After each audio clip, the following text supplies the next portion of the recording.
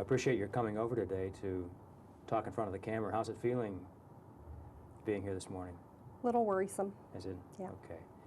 Well, I really do appreciate your coming and volunteering to demonstrate some of the things that we do and trying to help people with anxiety. Sure. So to start off, could you just tell us a bit about what anxiety is like for you, what kind of symptoms you have? I feel like I always worry about everything all day. I mean, there's always some anxiety, but there are other times when it's worse, when I just feel like I can't explain why something horrible is going to happen. And then it makes me really edgy and nervous, and I notice that my hands are sweaty and my breathing changes, and I get really frightened.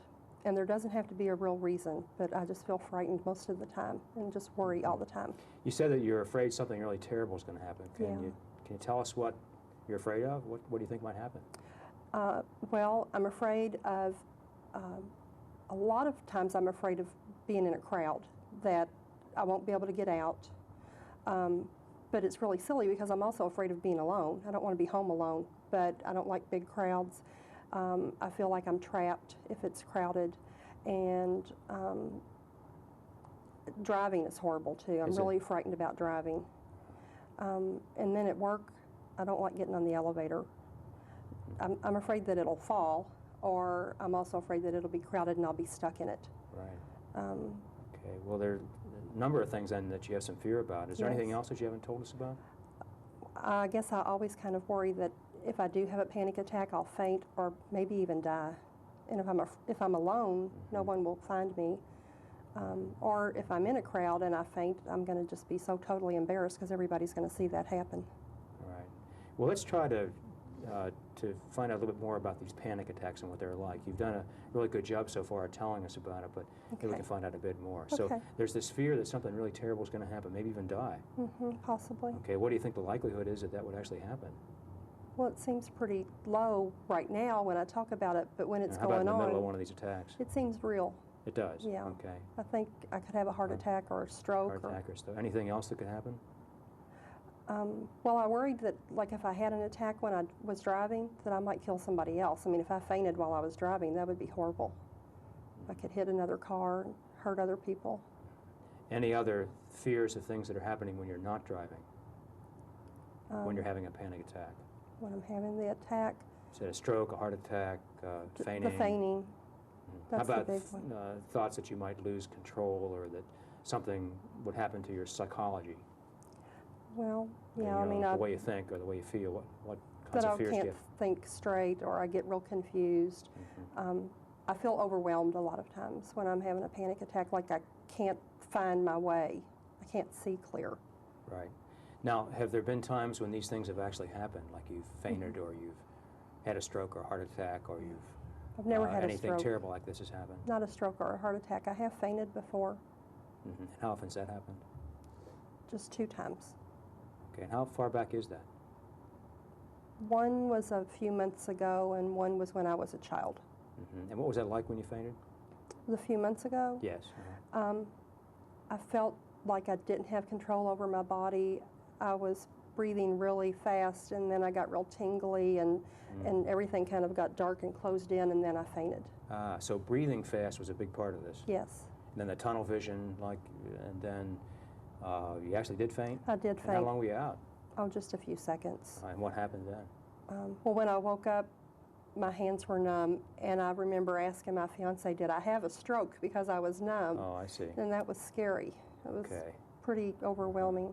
But I mean, I woke right up and it went away quickly, but it was pretty frightening when it happened. Okay. Now, just so I'm sure I understand all the anxiety symptoms you're having, are there other things you haven't told me about yet? Well, my heart races, and it feels really, really fast, like it's thumping in my chest. How fast would you think it is? I've never counted it. Okay. I don't know. Do you know how fast the heart beats when people are feeling calm and when they're not nervous? Okay, so maybe we can cover that later on, and what normal heartbeats are and what normal breathing rates are and what happens to you whenever you get into one of these attacks. Okay. All right. Now, I'm also hearing about that you sort of stay away from some things like crowds and so forth. Well, I told Is you that- last time, too, I kind of quit driving because I just am too afraid that I'm going to either get lost or hurt somebody. Okay, so how about the driving? What kinds of things do you avoid there? I'm not driving to work anymore. My fiance's dropping me off at work and picking me up, and so that causes trouble with his schedule. And then I feel real dependent on everybody. You know, how do I get home? I can go to the store because I can go through the subdivision on the back street, but I won't go out on the highway. And so I feel, like I said, dependent. I can't just take off and go shopping when I want to. How much driving are you actually doing? Not very much. Like in a week, how many trips would you take? Maybe 2. 2. Now, was there a time when you drove more than this? Oh, sure. I mean, I used to drive to work and back every you? day Okay, on how the about expressway. Driving on expressways? Did you drive across bridges?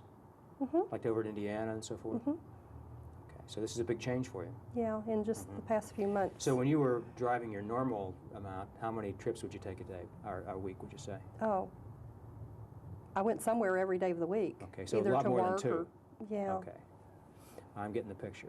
Now, I think I recall you said something about troubles with getting real nervous in the cafeteria, too. Yeah, at I don't work. like the crowd. Uh-huh. Sometimes I worry that I'm going to drop my tray and everybody will look at me, or I'll Do you? faint and have this spell and people will see that. And I don't want to go down there by myself, so I try to go with people that I work with, and I'm afraid I'll lose track of them because it's such a crowd. All right. So then a lot of So times I don't even go to lunch. That's what I'm wondering, how many times you actually go to the cafeteria? I haven't really kept track, but maybe every other day I try. Sometimes I go get my food and have to leave. Do you miss your lunch sometimes because of this? You getting hungry? No, I just eat at my desk. Oh, you do? All right. Or out of the vending Okay. machine. All right. Well, it looks like right now you're not feeling too nervous. Is that right? Not too bad. Because I'm a you little look like sweaty, you're- but Yeah, I'm good. comfortable here. Yeah, great. Now, let's try to think together about how we're going to work on some of these problems. So if you were going to rank order the seriousness or the degree of difficulty of these things, where would you put these different anxiety problems that you've described? What do you think is the biggest problem for you? I guess the biggest problem probably is driving, because I'm so Okay. dependent on everybody else, and I think my fiance and family are getting tired of carting me around. Right. And then how about after that? That's another big problem. Another big problem is crowds, being in crowds. I mean, I work, in a building Yeah. downtown Would here. you like to be more comfortable being out in crowds? All right. So that I didn't have to, I rearrange my schedule around everybody else. All right. Another thing I think I told you about was the elevator. Right. I'm afraid there's a lot of people in the elevator that I'll be stuck. Okay. So sometimes I walk the stairs. You do. That's easier. Okay. Or And then how about the less. cafeteria thing? Where does that rank in all these anxiety problems that you have? probably close to the driving. Pretty significant then. Okay. Well, if you were going to try to pick a place to start, what would be your top choice right now?